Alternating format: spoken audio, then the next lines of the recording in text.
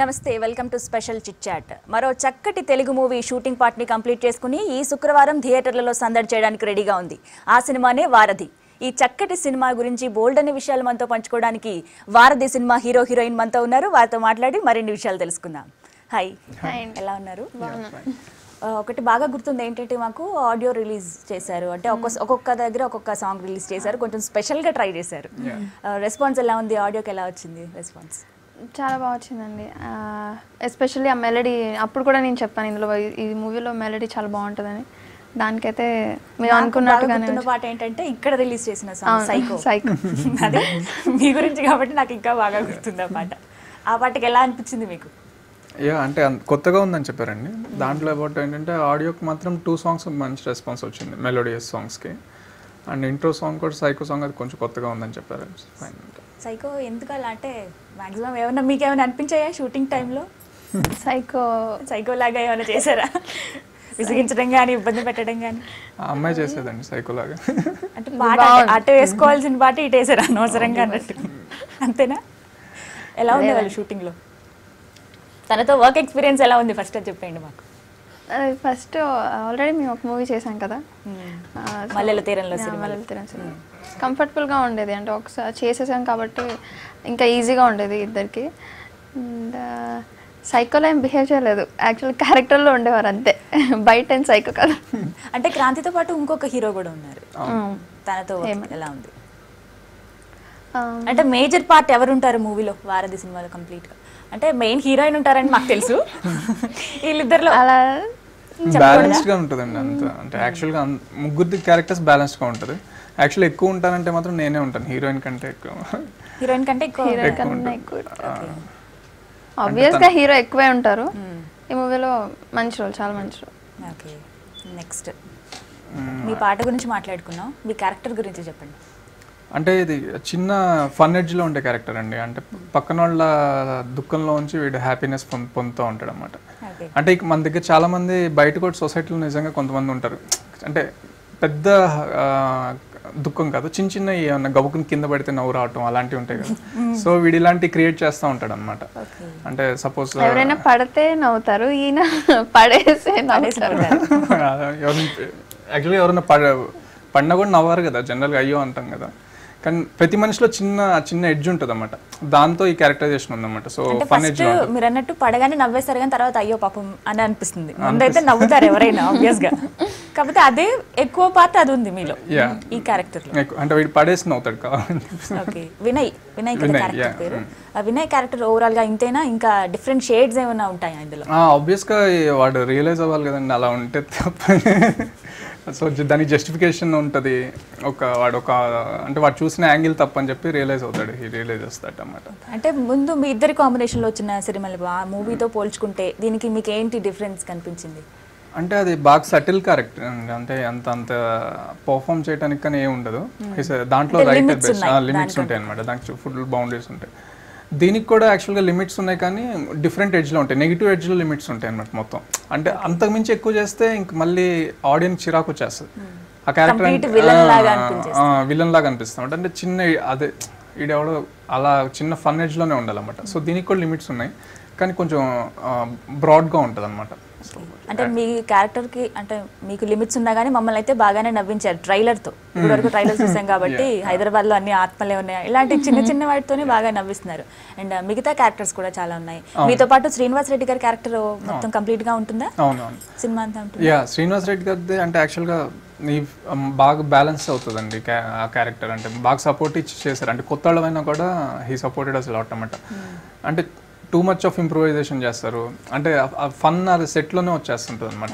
ఆయన మామూలుగా మాట్లాడితేనే నవ్వుతూ ఉంటుంది.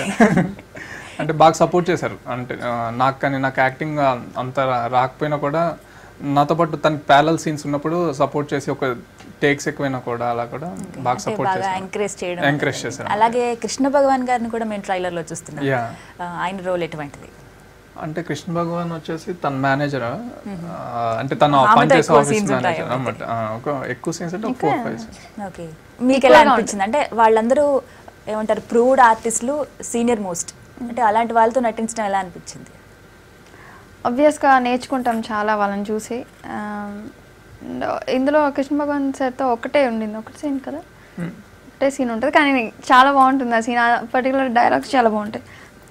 కృష్ణ భగవాన్ గారు అంటేనే పంచులకి పెట్టింది పేరు అంటారు. ఆయన మాటల్లోనే అలా ఉంటుంది. మన ముందు సినిమాలో ఒకసారి చూసుకున్నా కనుక చిన్న చిన్న విలన్ పక్కన ఉన్నా కానీ, విలన్ అంటే ఆబ్వియస్గా మనకి కోపం చిరాకేస్తుంది, కానీ వాళ్ళు వేసే కామెడీతోనే మనకి విలన్ని కూడా చూడాలనిపిస్తుంది ఒక్కొక్కసారి.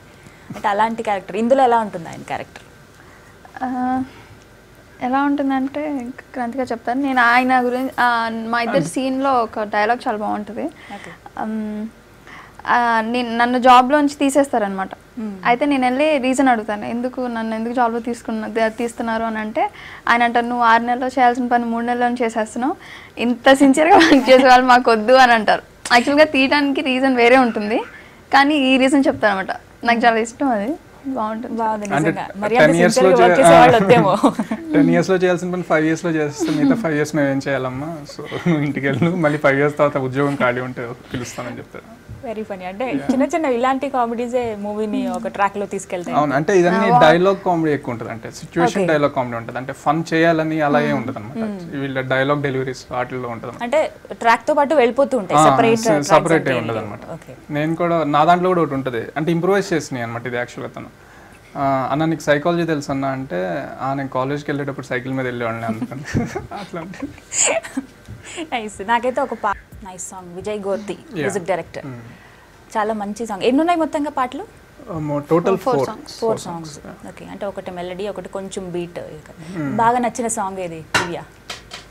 అన్ని సాంగ్స్ ఇష్టం నాకు, మెయిన్ అంటే మెలడీ. పాడతారా? అంటే ఆలోచించుకోండి, తర్వాత మాట్లాడినప్పుడు ఎందుకు వర్షంలో తడిచారు, సడన్ గా వర్షం పడుతుంది. సరే, కాసేపు అయ్యాక మాత్రం పాడుతారు, కానీ కొంచెం రిలాక్స్ అయ్యి క్రాంతి గారితో పాడించండి. ఆయన నాతోనే పాడిస్తారు, క్రాంతి గారితో పాడించండి, బాగుంటుంది. వెరైటీగా ట్రై చేద్దామా? క్రాంతి, మీకే సాంగ్ ఇష్టం ఇందులో?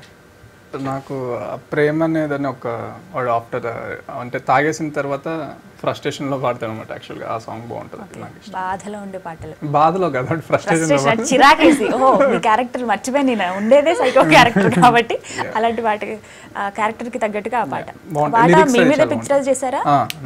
ఓకే. ఇంకా ఇంకో హీరో ఉన్నారు కదా, ఆయన గురించి తనకి సెపరేట్ సాంగ్ ఏదన్నా ఉందా? అంటే వీళ్ళ కాంబినేషన్ లో ఒక సాంగ్ ఉంటుంది తనకి అతనికి. అండ్ తను కూడా యాక్చువల్గా ఇంతకుముందు మేము 5 ఒక సినిమా చేసాం అనమాట. తను అక్కడ పరిచయం, నాకు తన ఫ్రెండ్ అనమాట. సో ఇక్కడ అలానే మళ్ళీ డైరెక్టర్ పరిచయం చేస్తే నచ్చి పెట్టుకున్నారు.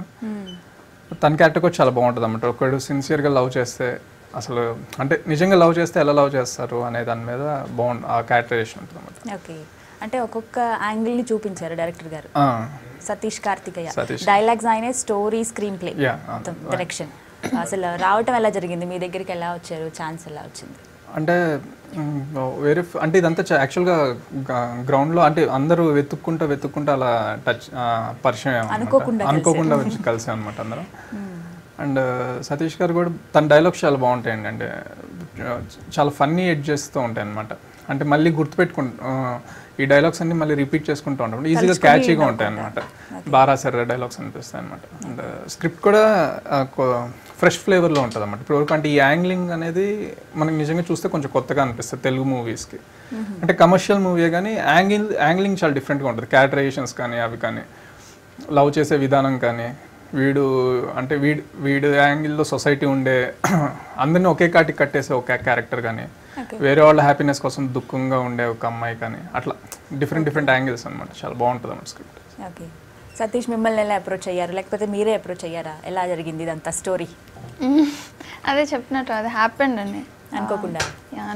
ముందు మీకు పరిచయం ఉన్నారా డైరెక్టర్? లేదు, ముందు మామూలుగా మీ కాంబినేషన్లో అయితే మూవీ వచ్చింది. తర్వాత మీకు ఎలా అనిపించింది? హీరో మీకు ముందే తెలిసిందా హీరో క్రాంతి అని?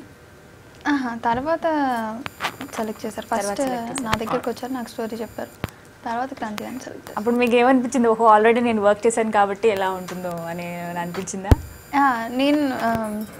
నేనేమనుకున్నానంటే అందులో చాలా సెటిల్గా చేశారు. ఇది మాత్రం చాలా ఎనర్జెటిక్గా చెప్పారు కదా, సైకో.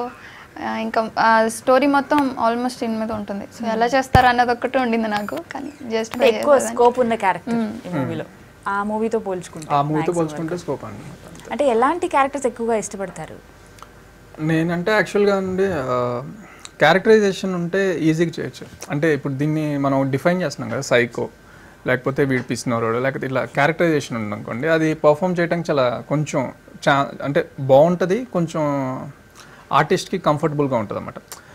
బౌండరీస్ కానీ అదేం లేకుండా జనరల్ క్యారెక్టర్స్ అంటే మాత్రం కొంచెం ఆలోచించి చేసుకోవాలి. నా వరకు అయితే కొంచెం కష్టంగా అనిపిస్తుంది జనరల్ క్యారెక్టర్స్ చేయడం. అదే దానికి ఒక క్యారెక్టరైజేషన్ ఉంటే దాని గురించి ఆలోచించి చేయొచ్చు అనిపిస్తుంది అనమాట. అంటే ఏమైనా అలా డ్రీమ్ ప్రాజెక్ట్స్ ఏమైనా ఉన్నాయా? ఒక మాస్ హీరో లాగా కనిపించాలి, ఒక లవర్ బాయ్ లాగా కనిపించాలి అంటే ఆల్రెడీ ఒక సెటిల్ క్యారెక్టర్ ఒకటి చేశారు అండ్ ఇందులో కొంచెం డైమెన్షన్స్ చూపిస్తున్నారు. అండ్ నెక్స్ట్ ఇంకా ఎలా ఏమైనా ప్లాన్ ఏమైనా ఉన్నాయా మీకు? ప్లాన్ ఏం లేదండి, ఏది వస్తే అది దాన్ని పర్ఫెక్ట్గా చేయటమే పని. అంటే చిన్న విజన్ ఉంది కానీ అంటే అంత పర్ఫెక్ట్గా ఇదే అవ్వాలని ఇలానే లేదు. కానీ మోర్ దెన్ హీరో అంటే ఇక్కడ పర్ఫార్మర్స్కి ఆర్టిస్ట్కి కొంచెం ఎక్కువ స్కోప్ ఉంటుంది అనమాట. సో ఆ లీడ్ క్యారెక్టర్స్ చేస్తూ ఒకళ్ళు ఇన్ కేస్ నేచర్ సపోర్ట్ చేస్తే హీరోకి వెళ్ళే అవకాశం ఉంటుంది అన్నమాట. ఓకే, లిరిక్స్తో సంబంధం లేకుండా అందరూ పాడుకునే పాట అంటే అంత క్యాచీగా ఉంది బీట్ అనేది. నిజంగా విజయ్ గుర్తి మంచి మ్యూజిక్ ఇచ్చారు. అండ్ వివేకానంద వర్మ ప్రొడ్యూసర్, ఆయన గురించి చెప్పండి. ఎలా ఉన్నాయి, మీకు ఎలా అనిపించింది, ప్రొడక్షన్ వాల్యూస్ ఎలా ఉన్నాయి, ఎన్ని రోజుల్లో షూటింగ్ కంప్లీట్ అయింది? ఇది వచ్చి టోటల్ 50 daysలో అయిందండి. తను కూడా చాలా యంగ్ అనమాట, అంటే ఈజ్ ఆల్సో అరౌండ్ 28 years. అంత అంటే చాలా హ్యాపీ, అంటే ఒక మూవీ ఇది యూనిట్ ఇది ప్రొడక్షన్ అని అలా ఏం కాకుండా చాలా ఫ్రెండ్లీగా జరిగిపోయింది అనమాట. అంటే మీ ఏజ్ గ్రూపే కాబట్టి రిలేటివ్స్తో కలిసినట్టు అలానే ఉండేది లొకేషన్లో. ఎప్పుడు ఏదో షూటింగ్కి వెళ్తున్నాము అన్న అట్మాస్ఫియర్ ఉండేది కదా. అంటే ఎక్కడెక్కడ చేశారు షూటింగ్? హైదరాబాద్లోనే చేసాము మొత్తం హైదరాబాద్లో చేసాము. సాంగ్కి వైజాగ్, సాంగ్ కోసం వైజాగ్ వెళ్ళారు. అండ్ బీచ్ లుక్ కోసం అంతేనా? అంటే actual one part of the story వైజాగ్లో జరిగింది. సాంగ్ అండ్ ఫస్ట్ ఎపిసోడ్స్ అన్నీ అయ్యాయి కదా, సీన్స్ అన్ని. కానీ షూట్ కొన్ని రోజులే చేసాం కదా, ఆల్మోస్ట్ బాగా గుర్తున్నవే అవి. వైజాగ్లో బాగా ఎంజాయ్ చేశారేమో, అందుకే అవే గుర్తున్నాయి కదా స్పెషల్గా. హైదరాబాద్లో ఎక్కడెక్కడ మ్యాక్సిమం ఏరియాస్ అంటే ఏమంటారు ఆ స్పాట్కి తగ్గట్టు? అంటే యాక్చువల్ సాఫ్ట్వేర్ బ్యాక్ డ్రాప్ లో జరిగేది కదా మొత్తం. యాక్చువల్గా హైటెక్ సిటీ, ఇన్ఆర్బిట్ ఆ ఏరియాస్ లో చేసామన్నమాట. అంటే క్రౌడ్ లో ఎప్పుడన్నా చేశారా సీన్స్ ఏమైనా? అప్పుడు ఏమన్నా ఇబ్బందులు? అదే ఎక్కువ అన్ని సీన్స్ లో అలానే ఉంటుంది. తెలియకుండా అంటే మేము వెళ్ళిపోయేవాళ్ళం అనమాట.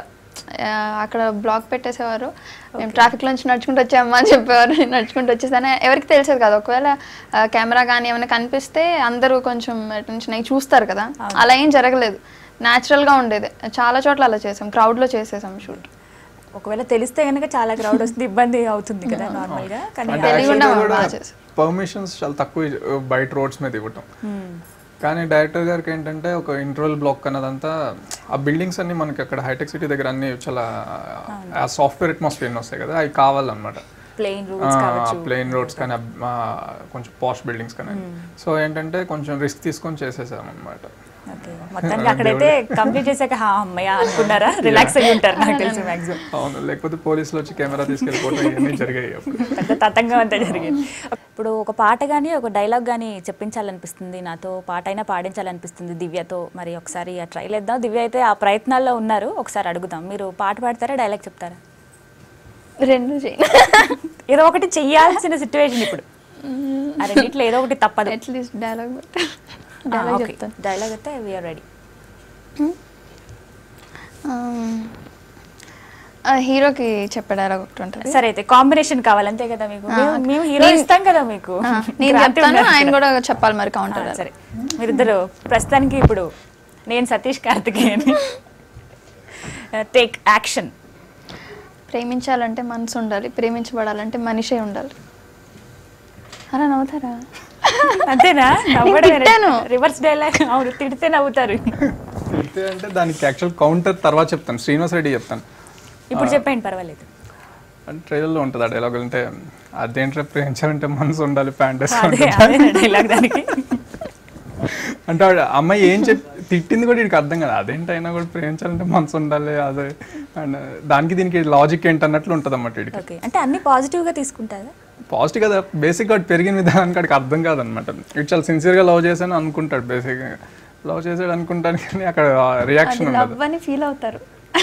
అయినా మేము ఇప్పుడు ఫస్ట్ చప్పట్లు కొట్టాలి, ఎందుకంటే దివ్య మేము అడగగానే డైలాగ్ చెప్పారు కాబట్టి. మీకు లేదు డైలాగ్, మీరు అక్కడ డైలాగ్ చెప్తుంటే నవ్వారు కాబట్టి మీకు చప్పట్లు కూడా లేవు, అంతేనా? మరి ఇంకో డైలాగ్ ఏదైనా చెప్పండి మాకోసం. బాగుంది, అన్నీ ఉంటాయండి దీంట్లో. శ్రీనివాస్ రెడ్డి గారిది బాగుంటుంది. ఒకసారి నేను నవ్వుకుంటా వస్తూ ఉంటాను అనమాట, బాబాయ్ ఇంత ఆనందంగా ఉంటే ఏదో జరిగి ఉంటుందని చెప్పి అడుగుతుంటే ఏం సార్ అంత ఆనందంగా ఉన్నారు, మీ వీధిలో ఎవరైనా పోయారా అని అడుగుతాడు. అంటే మీ క్యారెక్టర్ నా క్యారెక్టర్ అన్ని ఫన్నీగా ఉంటాయి అనమాట. అంటే ఇవన్నీ తెర మీద అంటే మేము చూస్తాం. అంటే షూటింగ్ స్పాట్ లో ఏమైనా ఇలాంటి ఫన్నీ మూమెంట్స్ కానీ ఇలా ఏమైనా ఒకే సీన్ ఎక్కువ సార్లు చేయటం కానీ నవ్వటం ఇలాంటివి ఏమైనా జరిగినాయి? అది కూడా ఎక్కువ సార్లు ఏం జరగలేదు, కానీ శ్రీనివాస్ రెడ్డి సింగిల్ టేక్ ఆర్టిస్టులు అలాగేం కాదు. అంటే శ్రీనివాస్ రెడ్డి గారితో రిహార్సల్స్ బాగా చేసేవాళ్ళు. ఫస్ట్ రిహార్సల్ ప్రాపర్ గా చేసుకుని తర్వాత టేక్ అంటే ముందు మీ డైలాగ్స్ అంటూ మీ వెర్షన్ అంతా ఇచ్చేసేవాళ్ళ? అందరం ప్రాపర్ గా ప్రిపేర్ అయిన తర్వాత టేక్ చేసేవాళ్ళు. అంటే ఎక్కువ టైం వేస్ట్ అవ్వకుండా.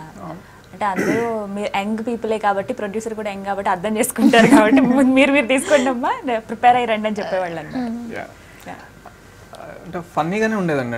అంటే మేజర్గా ఏంటంటే ఎక్కువ బ్యాలెన్స్డ్గా ఎప్పుడు సీనియర్ ఆర్టిస్టులు ఉండేవాళ్ళు, ఎంఎస్ నారాయణ, కృష్ణ భగవాన్ కానీ, శ్రీనివాస్ రెడ్డి కానీ, ఇలా కాంబినేషన్ ఉండేదన్నమాట. సో ఏంటంటే ఒక రకమైన పాజిటివ్ అట్మాస్ఫియర్లో అయిపోయేది అనమాట. ఇలా కాదు ఇలా చెప్పి, ఇలా కాదంటే ఇలా చెప్పి వాళ్ళే ఇంప్రూవైజ్ ఎక్కువ చేసేవాళ్ళు అనమాట. సో ఇట్స్ ఫైన్ అనమాట.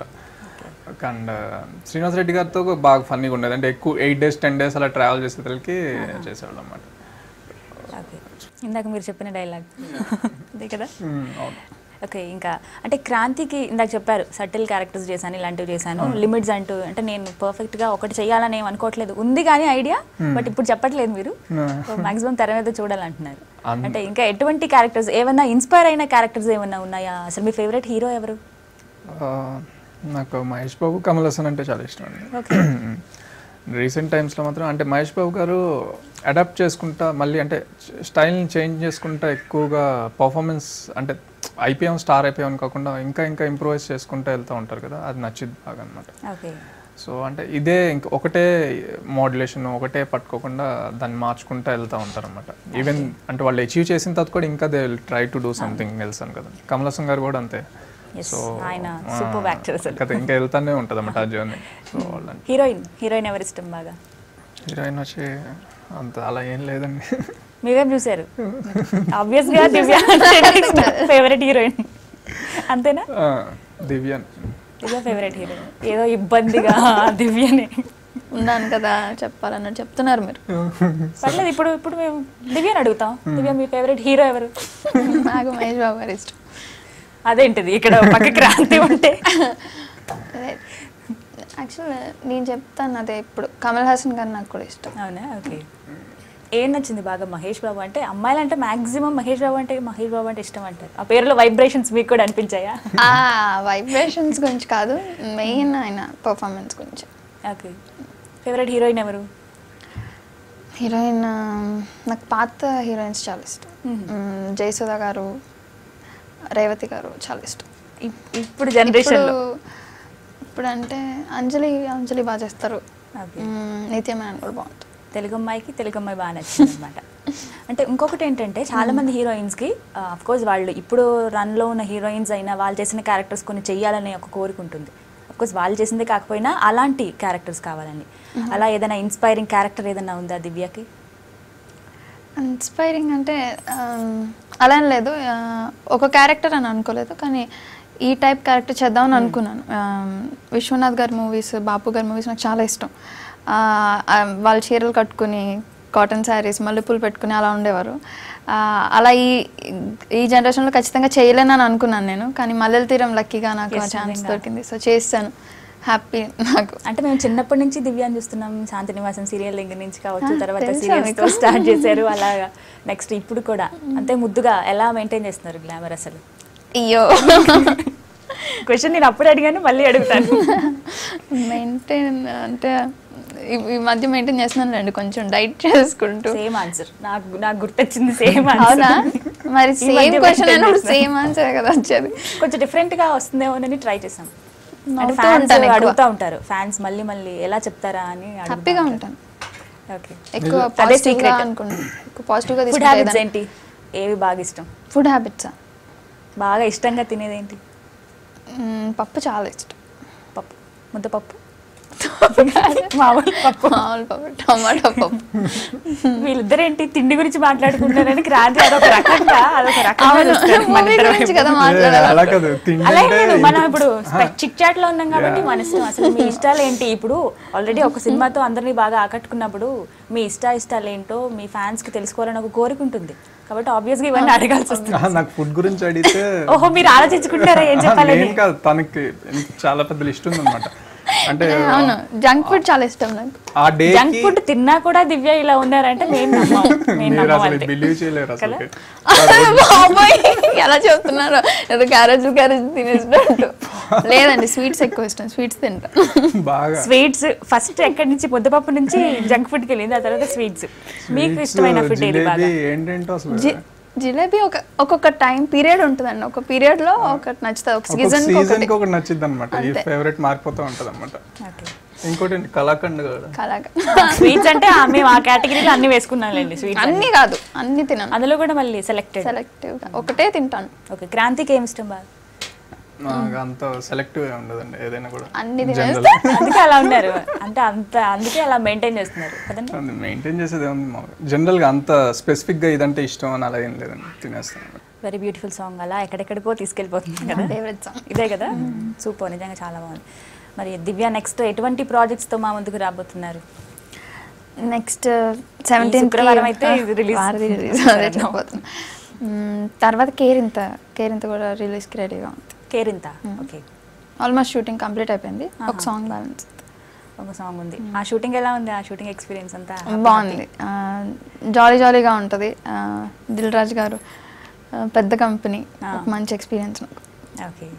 అండ్ నెక్స్ట్ ఇంకేమైనా ఫ్యూచర్ ప్రాజెక్ట్స్ ఏమైనా సైన్ చేస్తున్నారా? పెద్ద పెద్ద హీరోలతో ఇంకేమైనా ఉన్నాయా? ప్లాన్స్ ఏమైనా ఉన్నాయా? ప్లాన్స్ లేదు, తమిళ్లో చేస్తున్నాను. బెంగళూరు ప్రస్తుతం షూటింగ్ అదే అవుతుంది. ఇంకా తెలుగులో ఏం కమిట్ అవ్వలేదు. Okay okay. క్రాంతి, మీ కమింగ్ ప్రాజెక్ట్స్ ఏంటి? కమింగ్ ఏం లేదండి, యాక్చువల్గా దీంతోపాటు ప్యారలల్గా చంద్రులో ఉండే కుందేలు అని ఒక మూవీ చేశాను. సో అది నెక్స్ట్ జూన్ జూలైలో రిలీజ్ ఉంటుంది. ఓకే. నెక్స్ట్ మళ్ళీ ఒక 2 months లో మళ్ళీ మమ్మల్ని పలకరిస్తారు అయితే ఎలా అయినా సరే ఇద్దరు, అంటే కాంబినేషన్లో కాకపోయినా సరే. అండ్ ఆల్రెడీ మల్లెల తీరం ఆ సినిమా సూపర్ సక్సెస్ అయింది. అండ్ తర్వాత వారధి కూడా మంచి సక్సెస్ కావాలని కోరుకుంటున్నాం. అండ్ హ్యాట్రిక్గా ఇంకొక కాంబినేషన్ కూడా మీ కాంబినేషన్లో రావాలని కోరుకుంటున్నాం. అండ్ ముందుగా వారధికి అయితే V6 తరపు నుంచి ఆల్ ది బెస్ట్ చెప్తున్నాం. Thank you so much for coming. Thank you. చూసారుగా వారధి మూవీతో టీంతో chit chat. Stay tune to V6 news as it is.